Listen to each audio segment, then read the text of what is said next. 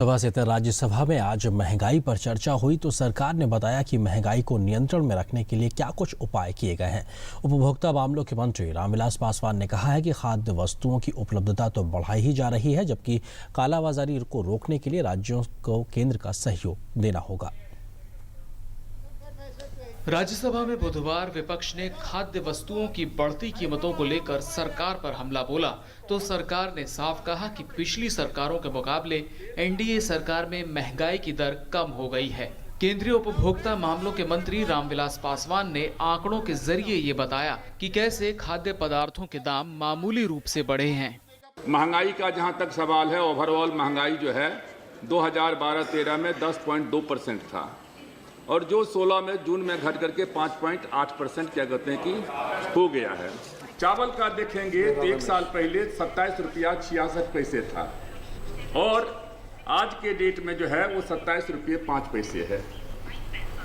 14/7/15 को जो है गेहूं जो था वो 22 रुपये 88 पैसे था और आज जो है 22 रुपये 67 पैसे है।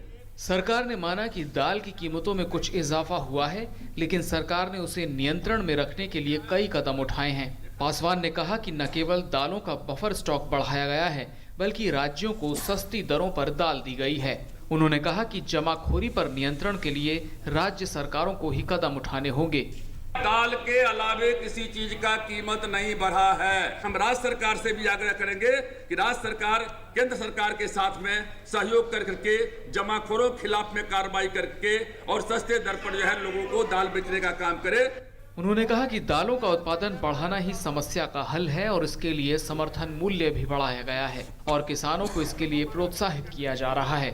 इससे पहले विपक्ष की ओर से खाद्य वस्तुओं की बढ़ती कीमतों को लेकर सरकार पर हमला बोला गया और कहा गया कि सरकार को इस दिशा में ठोस उपाय करने चाहिए। साथ ही विपक्षी दलों ने कच्चे तेल के अंतर्राष्ट्रीय मूल्यों में आई गिरावट का लाभ उपभोक्ताओं तक पहुंचाने की आवश्यकता पर भी बल दिया, लेकिन बीजेपी की ओर से कहा गया कि सरकार ने कई ऐसे कदम उठाए हैं जिससे कि खाद्य वस्तुओं की कीमतों पर नियंत्रण पाने में मदद मिली है। There are at least 6-7 countries where the price of petrol has come down by or maximum gone up by 5 or 10 cents. In India, sir, this is the worst example. What saddens me and what actually annoys me is that in spite of this, those benefits are not being passed on to the consumer. किसान जो थोड़ी खेती करता है उसको समय से बिजली नहीं मिलती, पानी नहीं मिलता, खाद नहीं मिलती, सही दाम पे नहीं मिलता। वो बड़ी मुश्किलात के बाद किसी तरह से खेत अपना अनाज पैदा करता है, क्रय केंद्र पे जाता है तो उसको 3 दिन लटकाया जाता है, वो कभी उसकी खरीद नहीं होती। और बीच का आढ़ती सबसे ज्यादा मजे ले रहा है, मेहनत करता है वो जाड़े में, गर्मी में, बरसात में। महंगाई पर नियंत्रण कर रहे हैं और महंगाई पर नियंत्रण करेंगे। 2019 में भी नरेंद्र भाई मोदी के नेतृत्व में सरकार बनाएंगे। आरोप प्रत्यारोप अपनी जगह है, लेकिन सरकार ने साफ कर दिया है कि उसकी कोशिश लोगों को राहत पहुंचाने की है और इसके लिए लगातार कदम उठाए जा रहे हैं। पार्लियामेंट टीम के साथ news night desk, DD news.